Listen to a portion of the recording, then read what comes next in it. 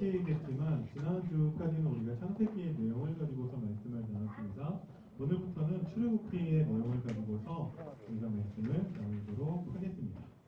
출애굽기, 출은 나간다라는 뜻이고 애굽은 이집트를 말하고 기는 기록을 말하겠죠.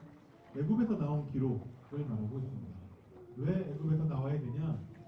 하나님이 요셉을 통해서 이스라엘 백성들을 구원하시기 위해서 애굽으로 오게끔 하셨죠.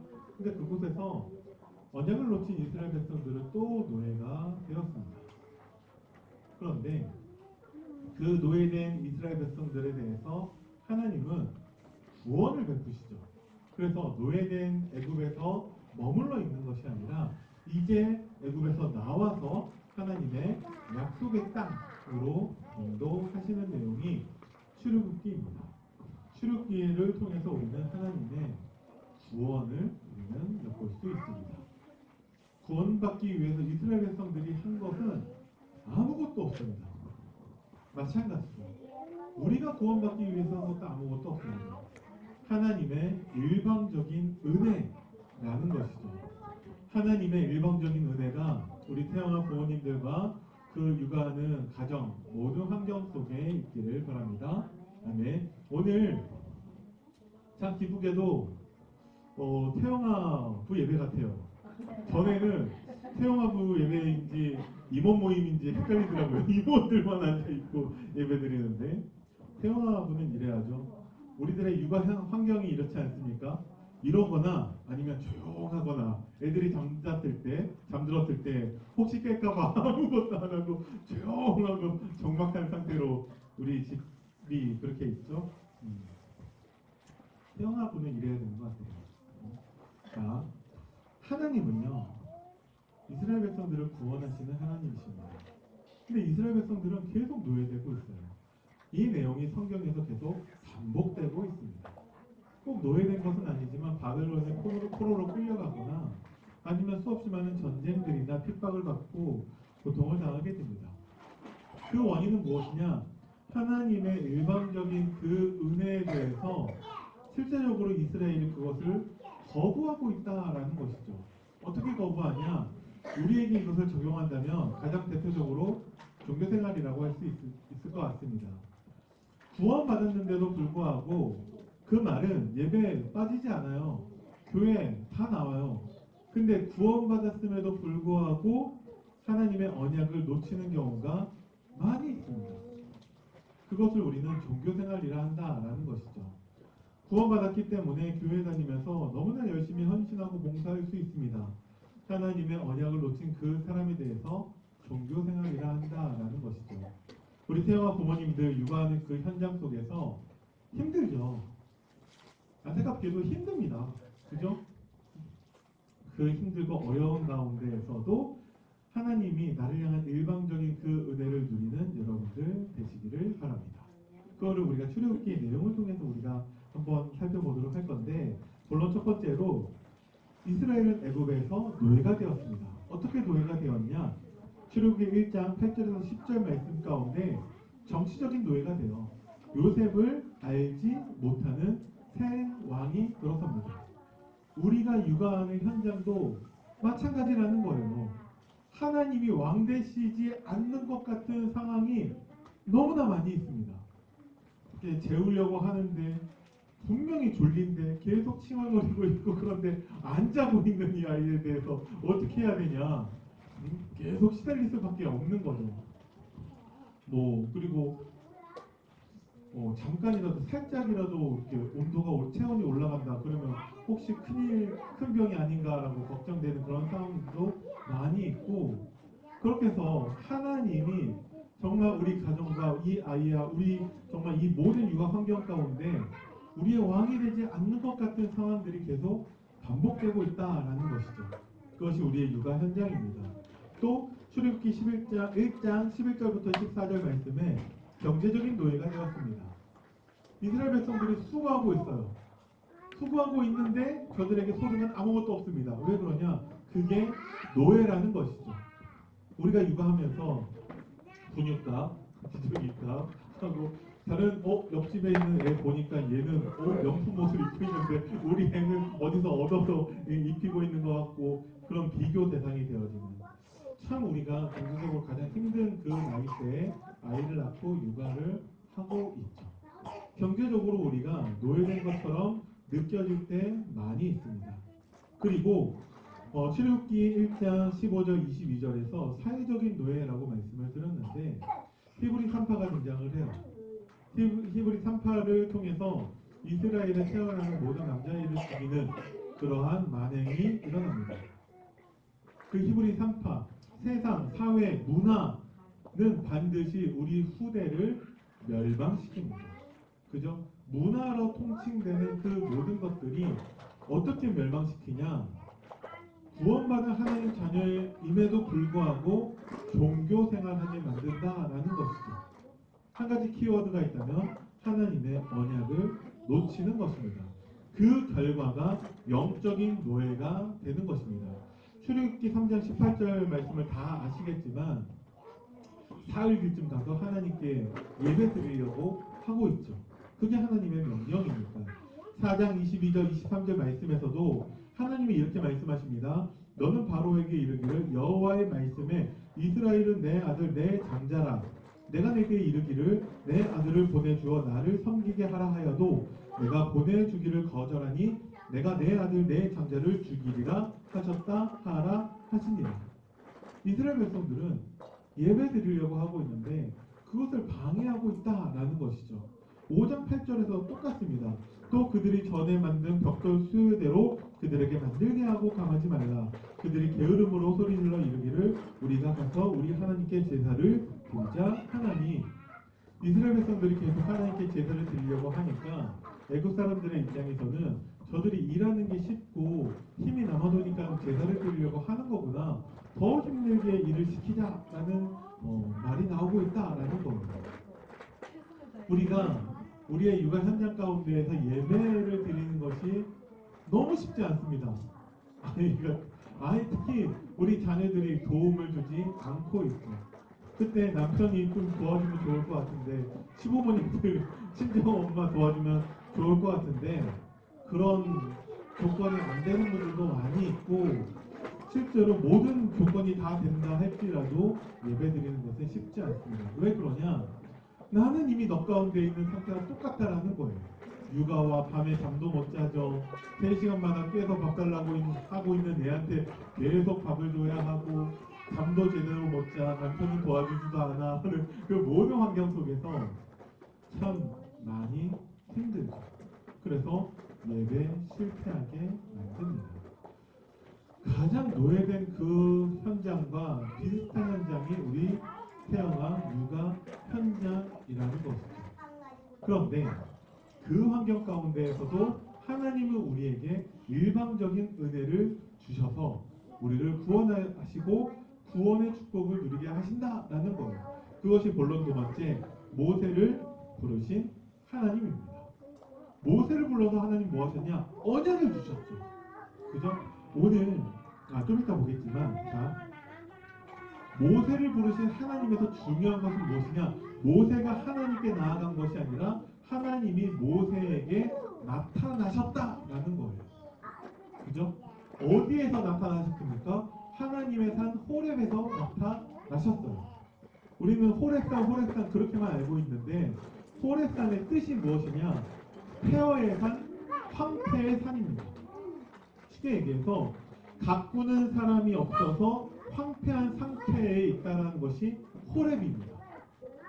그곳에 하나님이 나타나신 거예요. 떨긴 나무라는 아주 보잘것없고 작은 왜소한 그 현장 가운데 하나님은 나타나십니다. 하나님은 거대한 불로 나타나신 게 아니라 작은 불꽃으로 나타나신다라는 거예요. 하나님이 우리의 육아 현장 속에서 하나님이 나타나시는 것을 여러분들이 믿으시기 바랍니다. 근데 그것이 폐허의 산, 황폐의 산에 나타나시는 거예요. 떨기나무에 아주 보잘것없는 그런 불꽃으로 하나님이 나타나시는데 세상이 보기에 정말 복음 육아하고 있는 우리들이 얼마나 하찮게 보이고 우습게 여겨지겠습니까? 하지만 하나님이 나타나셨다라는 거예요. 우리는 그것을 꼭 기억해야 됩니다. 하나님이 나타나셔서 언약을 다시 한번 상기해 주십니다. 그때 말씀하신 것이 나는 내 조상의 하나님이니 아브라함의 하나님, 이삭의 하나님, 야곱의 하나님인 것을 말씀하십니다. 그건 뭘 의미하죠? 아브라함에게 주신 언약, 이삭과 야곱에게 주신 언약을 지금 모세에게도 주고 계신다라는 거예요. 내 조상의 하나님이지만 지금 나에게 언약을 주시는 하나님이시라는 거죠. 출애굽기 3장 7절 말씀을 보시면 여호와께서 이르시되 내가 애굽에 있는 내 백성의 고통을 분명히 보고 그들이 그들의 감독자로 말미암아 부르짖음을 듣고 그 근심을 알고. 하나님이요, 우리가 좀 멀게 느껴질 수 있다니까요. 그게 육아 현장이라는 것이죠. 왜? 힘들고 어려우니까. 정말 그 고통 가운데 이 이스라엘 백성들은 부르짖기라도 하는데 부르짖을 때도 없는 것이 육아 현장일 때가 있습니다. 그런데 분명한 것은 하나님이 알고 계시다라는 것. 하나님이 우리의 그 고통의 소리를 듣고 계신다라는 것이죠. 그것을 여러분들이 꼭 기억하시기 바랍니다. 내 백성의 고통을 분명히 보고 하나님이 보고 계세요. 그들의 부르짖음을 듣고 계세요. 그리고 그 근심을 알고 계시는 하나님이라는 것을 여러분들이 꼭 기억하시기 바랍니다. 그런데 모세를 부르셨을 때 모세에게 나타난 반응이 무엇이냐? 그게 어쩌면 우리 태영아 부모님들의 익숙한 반응일 수 있는데 안타깝게도 그것이 믿음의 고백이 아니라 불신앙으로 나타나고 있습니다. 너무나 많은 시간 속에 힘들고 어렵고 고통스럽고 그 환경 속에서 우리가 하나님께 믿음의 고백을 하면 너무나 좋겠지만 불신앙하고 있을 때가 많이 있다라는 것이죠. 출애굽기 3장 11절 말씀에 모세의 고백이 이렇습니다. 내가 누구이기에 그 말씀을 하고 있다는 거예요. 우리가 얼마나 연약하고 부족한 부모입니까? 남들만큼 가진 것도 없고요. 내 자녀에게 너무 사랑하지만 이 아이를 제대로 재워주지도 못하고 얘가 도대체 왜 울고 있는지 그 이유도 알지 못하고 있는 그런 부모라는 거예요. 우리가 하나님 내가 누구이기에. 하지만 하나님은 모세가 어떻다라는 것이 아니라 하나님에 대해서 알려주십니다. 출애굽기 3장 14절 말씀을 보니까 그의 이름에 대해서 물어보니까 스스로 있는 자임을 말씀해 주십니다. 모든 것들은 다 하나님으로부터 말미암은 피조물들이고 하나님만 스스로 있는 자이죠. 그래서 모든 것들을 창조하신 하나님은 창조주이시고 전능하신 하나님이시고 그분이 우리의 아버지 되시며 그분이 우리를 사랑하신다라는 거예요. 육아 현장, 그 어려운 현장 가운데 있는 여러분들이 꼭 기억하시기 바랍니다. 창조주이시고 전능하신 하나님께서 지금 나를 사랑하시고 나와 함께 하시고 나의 모든 것을 보고 듣고 알고 계신다라는 것을 여러분들이 오늘 꼭 언약으로 붙잡으시기 바랍니다. 그런데 그 모세가 뭐가 고민이냐? 내가 가서 말하면 내 말을 나를 믿지 아니하며 내 말을 듣지 않을 거라는 것을 고민하고 있습니다. 그러니까 우리 자녀들에 대해서 부모는 그 권위를 마음껏 사용하려고 해도 우리 아이들이 우리 말을 잘 듣지 않고 있죠. 그런데 하나님은 모세에게 표징을 약속하십니다. 우리가 일방적인 하나님의 은혜 가운데 구원의 축복을 누리고 있는 하나님 자녀가 맞다면 우리가 조금만 하나님의 언약을 기억한다면 분명히 하나님이 우리에게 표징을 허락해 주실 거다라는 것이죠. 그런데도 불구하고 모세는 출애굽기 4장 10절 말씀에 나는 본래 말을 잘하지 못한다라고 또 불신앙하고 있습니다. 그죠? 우리가 부모로서 너무나 연약하고 부족하다라는 거예요. 지금 가서 바로왕에게 장로들에게 가서 하나님이 이스라엘을 향한 구원을 말하라고 하는데 나는 원래 말을 잘 못하는 사람이다 라고 해서 근본적인 불신앙을 하고 있죠. 우리는 하나님 자녀이고요. 하나님은 지금 우리와 함께 하고 계십니다. 그래서 여러분들이 근본적인 불신앙을 다 버리고 근본적인 믿음의 고백을 하게 되길 바랍니다. 하나님이 지금 나와 함께 하십니다. 아멘. 하나님이 함께 하세요. 하나님이 하세요. 주여 보낼 만한 자를 보내소서. 모세가 끝까지 불신앙하고 있죠. 보낼 만한 자. 저도 30살에 제가 목회자로 부름 받았을 때 그것을 계속 거부하면서 이 기도를 참 많이 했던 것 같습니다. 왜 그러냐? 아무리 생각해도 저는 목사의 사람이 아니거든요. 일단 기본적으로 사람에 대해서 관심이 없어요. 사람 만나는 것도 별로 안 좋아해요. 그리고 뭐 어디 가서 말도 잘 안 해요. 말이 많은 것처럼 느껴지지만 실제 삶 속에서 말을 잘 안 하는 편입니다. 그런 사람이 목사가 돼서 사역을 해야 되고 대중들 앞에서 설교를 해야 되고 그게 가당찬던 그게 가능하다라고 생각하겠습니까? 그런데 하나님이 깨닫게 하시는 것이 하나님이 함께 하시고 하나님이 하신다라는 거예요. 저에게 평생의 언약이 에베소서 1장 5절 말씀입니다. 하나님이 아시고 하나님이 하시고 하나님이 함께 하신다라는 거예요.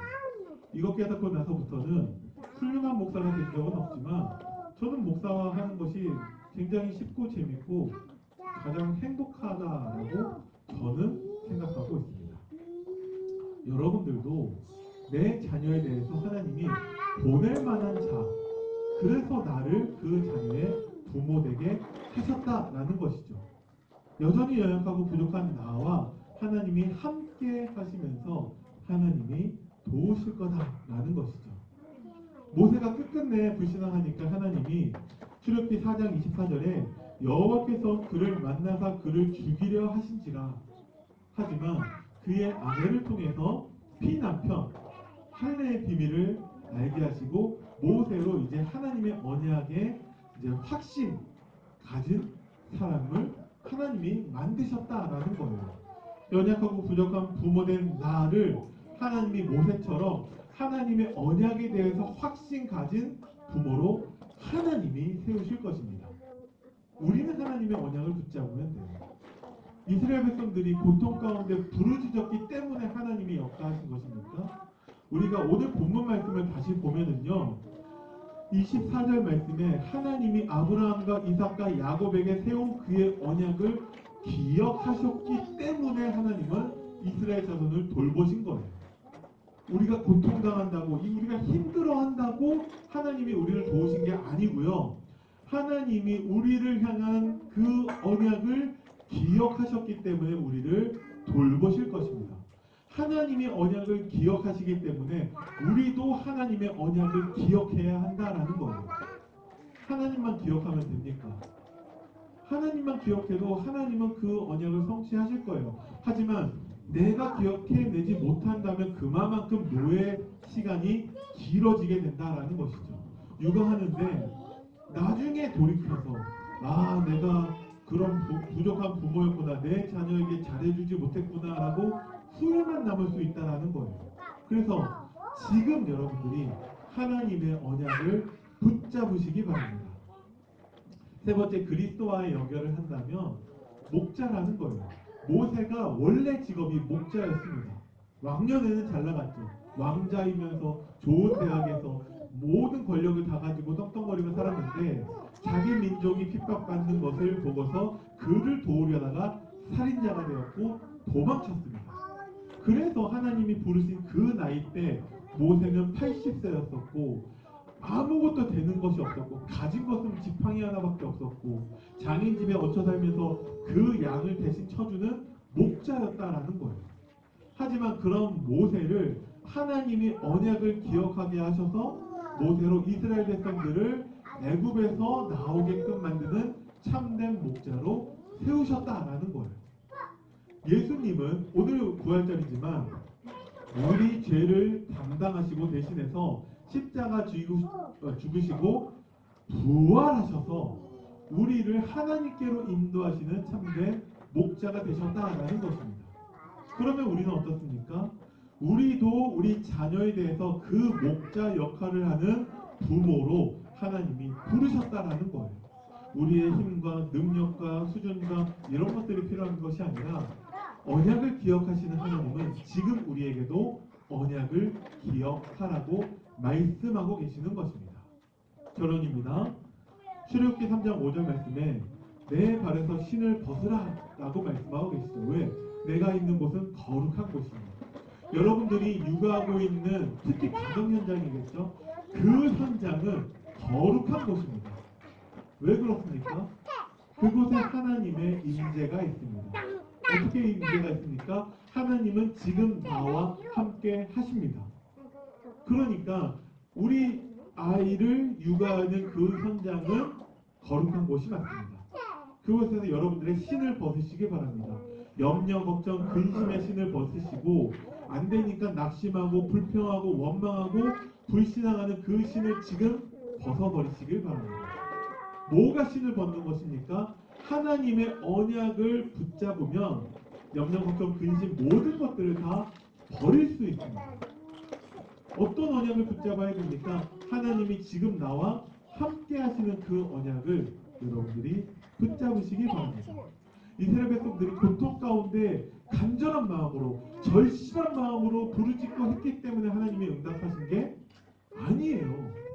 하나님이 그의 조상들에게 주신 언약을 하나님이 기억하셨습니다. 우리가 그의 언약을 기억할 때 하나님은 반드시 우리에게 응답하실 것입니다. 그러면 여러분들이 나에게 주신 언약, 혹시 그것이 흔들린다면 내 자녀에게 주신 언약을 여러분들이 다시 한번 생각해 보시고 묵상해 보시기 바랍니다. 오늘 강단 말씀 가운데서도요, 진짜 우리에게 가장 필요한 것이 무엇이냐? 우리의 생각 속에서 하나님의 말씀이 생각나는 것이 필요하다라고 말씀해 주셨습니다. 그래서 나에게 주신 언약, 내 자녀에게 주신 언약을 여러분들이 그 힘들고 어려운 육아 환경 속에서 생각해 보시고 그 언약을 기억하시고 언약을 붙잡는 부모의 응답을 누리시길 바랍니다. 그러면 정말 그 힘들고 어렵고 정말 말할 수 없는 눈물 흘릴 수밖에 없는 그 육아 현장 가운데 하나님은 출애굽하는 그 은혜를 누리게 하실 줄 믿습니다. 기도하겠습니다. 살아계신 하나님 은혜를 감사드립니다. 언약을 기억하시는 하나님께서 우리에게 주시는 언약을 기억나게 하시고 우리의 모든 육아 현장 가운데에서 그 언약을 붙잡고 언약 육아를 할 모든 우리 태영아 부모님들에게 하나님의 일방적인 은혜를 더하여 주옵소서. 감사를 드립니다. 우리 주 예수 그리스도 이름으로 기도드립니다. 아멘.